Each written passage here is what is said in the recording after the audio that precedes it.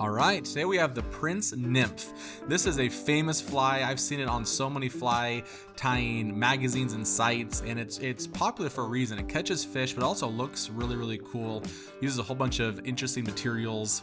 I'm using a number 12 hook on this one, and this is a 1/8 inch gold tungsten bead towards the front of it to give it weight. I've also seen this tied with lead weighting wire in the body, but the more modern version is with a bead head like this. So I'm tying it with a bead head.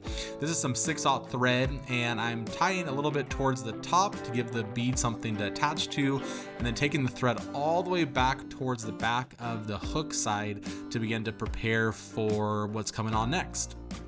These are some black goose biots, and you need to trim them off, and these are going to form the tail. So you'll just trim 2 of these little pieces off, and you're going to attach them one at a time towards the back in opposing directions. And I try to put the back part of the biot towards one side of the hook and then tie it and do the same with the other side. And once you get it on there, you can make some adjustments, but you want it to form a little bit of a fork coming off the back of this fly. So you have to mess with it a little bit while you're attaching it, and you want it to make sure that it alternates both sides. And so make sure you get it to sit on both sides of the hook so that it is able to naturally splay out in a tail shape.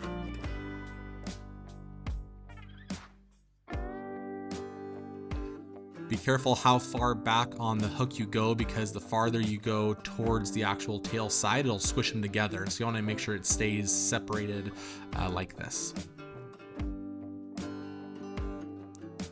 This is some tinsel, and this has a gold on one side and a little bit of a greenish color on the other side. I tried to make sure that the gold side is the one that displayed. It would look good with either one, but I'm using the gold piece here. So you'll attach this next and let it just hang off the back. This will be one of the last things you wrap around the body itself. And because the body is formed by this material, I tried to make sure I kept it clean of any extra pieces. And this is Peacock Herl, 2 strands. And you're gonna attach this again after you've attached the tail and the gold tinsel. This will be the main part of the body. So as you attach it, you'll wrap it up, and then you'll eventually will wrap it back towards the bead side. So once you get it attached in a decent manner, you're gonna take your thread all the way back up behind the bead and leave it there to ultimately finish tying off the Peacock Herl once you finish wrapping it.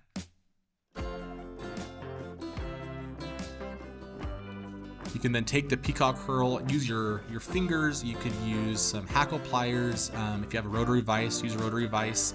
I generally use my rotary vise, but I thought on this one I would challenge myself and just use fingers to wrap around. So it's a little bit more clumsy, but I wanted to try it. So wrap the Peacock Herl all the way around, forming the body back towards the eye side of this hook. And then once you're to the very, very front of it, we're going to tie it off with that thread. If you're liking these videos, please be sure to like, comment, and click the subscribe button down below. Let me know in the comments what you like about this fly, other flies you're tying, and anything generally that you enjoy about fly fishing this time of year.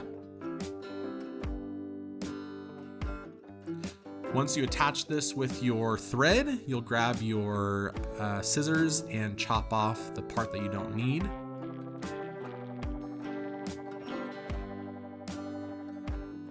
Tuck that in really nice and tight behind that bead. Then you grab this tinsel, and I had to mess with it a little bit to make sure the gold showed on the outside.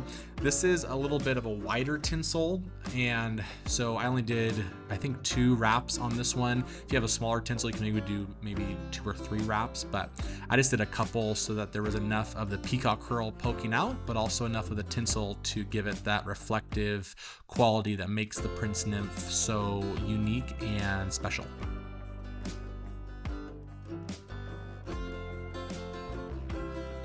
Once you have it back towards the front, you can get some attaching loops with it.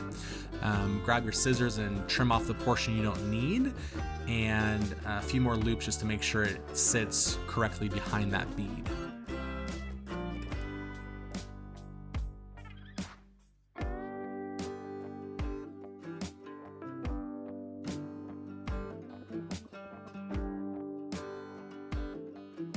Some reddish brown hackle, and I took some of the fibers down below and made it a good attaching point for this particular feather and tied it on there super well.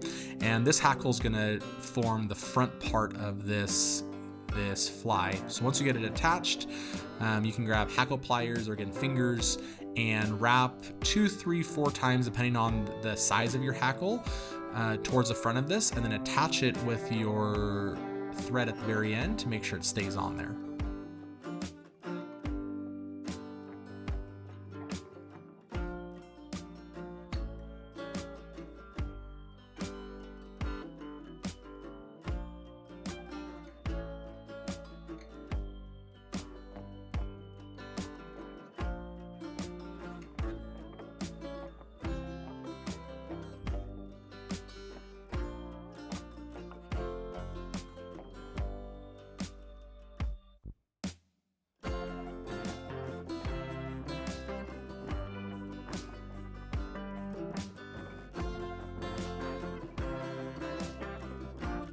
Once you're happy with it, you can put a few more loops towards the front of it to make sure it sits behind the eye and frays out correctly.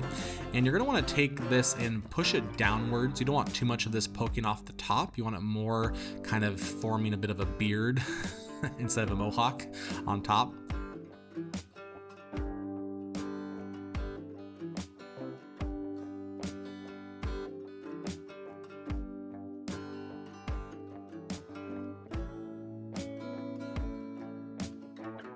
And then you'll wrap it back towards more of the middle part of the body to make room on the front part of this for the wings. This is some white goose biot, and you'll grab 2 pieces of this and do similar to what we did in the back with the tail for the wings. And these are going to sit on top of the fly, and they're a little bit longer than the tail would be. So if you're trying to measure length, make them just a little bit longer than the tail. And you can adjust these once you get a few loops on it. I'm using some tweezers just to grab the back part of this and pull it back a little bit more so that it gets more towards the middle of the body. And I'll do the same with the other part of the wing.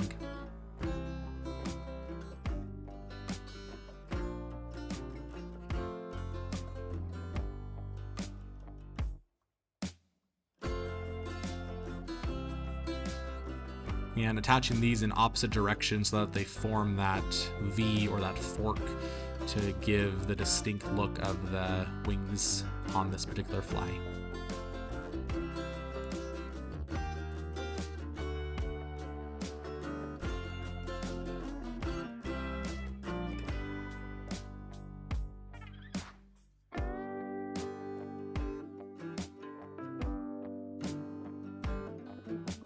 Once you're happy with it, you can put some more tighter loops on that, and then you can trim off the back part of these wings that you don't need. And once you're happy with the back part of it, then you can put some healthy amount of loops tucking in the back part of these wings in behind that bead on the front part of this fly.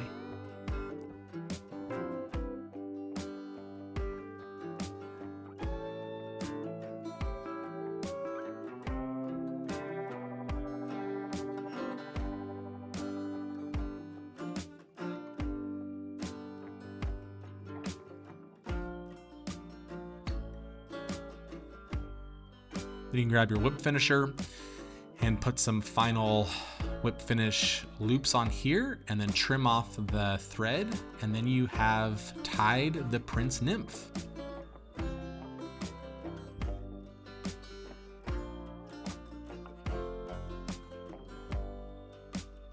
I hope you enjoyed the Prince Nymph. Happy tying, and we'll see you on the next one.